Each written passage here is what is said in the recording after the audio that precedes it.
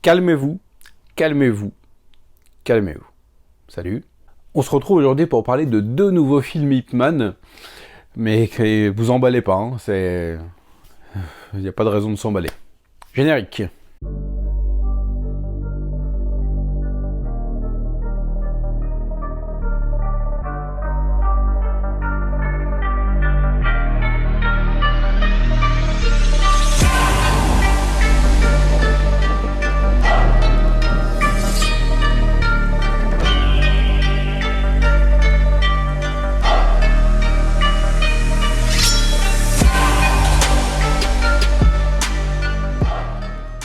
Ip Man est devenu un peu la figure légendaire, un petit peu incontournable au cinéma ces dernières années, puisqu'après le premier volet lancé en 2008 par Wilson Yip et Donnie Yen, on a eu plusieurs films, donc la saga Donnie Yen et Wilson Yip en elle-même, donc qui s'est fini en 2019 avec Ip Man 4, les 2 films d'Herman Yo, Ip Man Legend is Born, où Denis To incarnait Ip Man, et Final Fight en 2013, mon Ip Man préféré, où Anthony Wong jouait Ip Man, et on avait aussi eu le Grandmaster Wong Kar-wai avec Tony Leung Chiu-wai qui jouait Ip Man. Excusez-moi, mais c'est à peu près ce que j'ai ressenti en regardant le film. Et on avait eu aussi Ip Man et Four Kings en 2010, l'année dernière, que j'avais chroniqué, qui était catastrophique au niveau de la mise en scène des fights, mais au niveau des scénarios, n'était pas spécifiquement mauvais.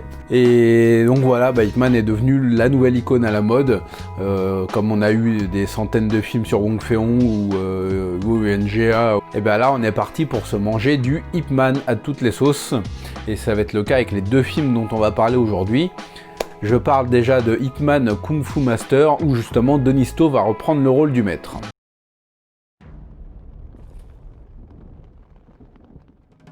Kung Fu 练来何用？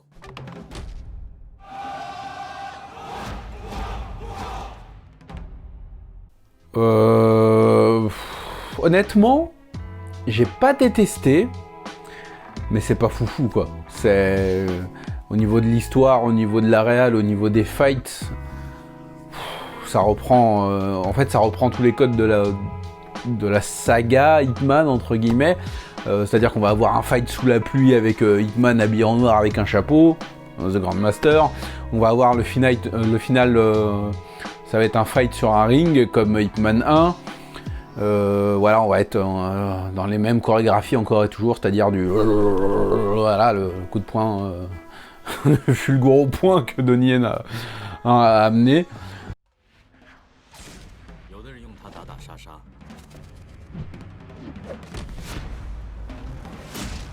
有的人用它修身立命，而我回头是岸。 Donc voilà. Alors honnêtement, j'ai pas passé un moment incroyable, mais j'ai pas détesté non plus, ça serait mentir, c'est regardable. Mais voilà, c'est pas extraordinaire du tout quoi, c'est au niveau des fights, c'est beau. Tu sens que dans quelques plans, ouais, t'as 2-3 échanges sympas. Mais voilà, même au niveau de l'histoire, bon, c'est encore une espèce d'intrigue policière dans laquelle Ip Man va être mêlé. On va retrouver les méchants japonais comme d'hab. C'est useless quoi. On connaît ces films par cœur. En fait, on a vu le film avant de le voir. Vous voyez ce que je veux dire.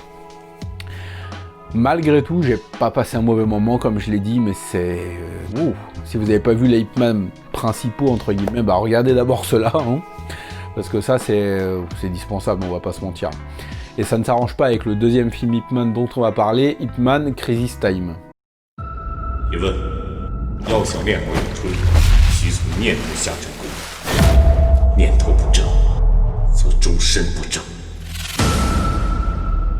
我非常高兴地通知大家，蹲下，蹲下！你们的孩子被绑架了。你们快来救我！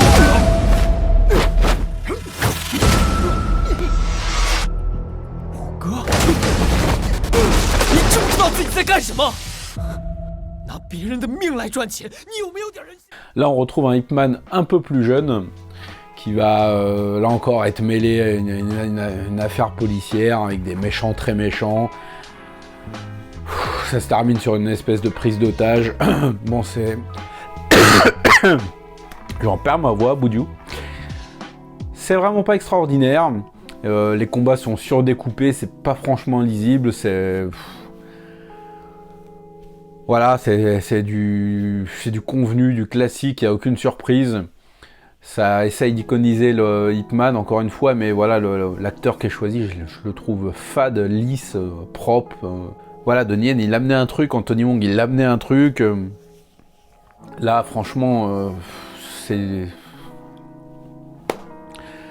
du film balisé, sans surprise. Donc, je l'ai moins apprécié. Je vais dégueuler. Je l'ai beaucoup moins apprécié que Kung Fu Master.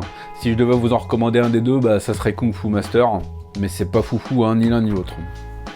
Donc voilà, j'ai pas grand chose à dire des films parce que c'est des films Kleenex, c'est complètement dispensable. Donc si vous avez rien de mieux à faire, bah, tentez l'aventure, vous me direz ce que vous en pensez dans les commentaires. Dites-moi jusqu'à présent quel a été votre film Ip Man préféré. Je doute que ce soit ces deux-là. Mais voilà, n'hésitez pas à me faire un petit retour dans les commentaires. Et on se retrouve très bientôt pour parler de cinéma asiatique, parce que vous savez que ça déchire. Ciao!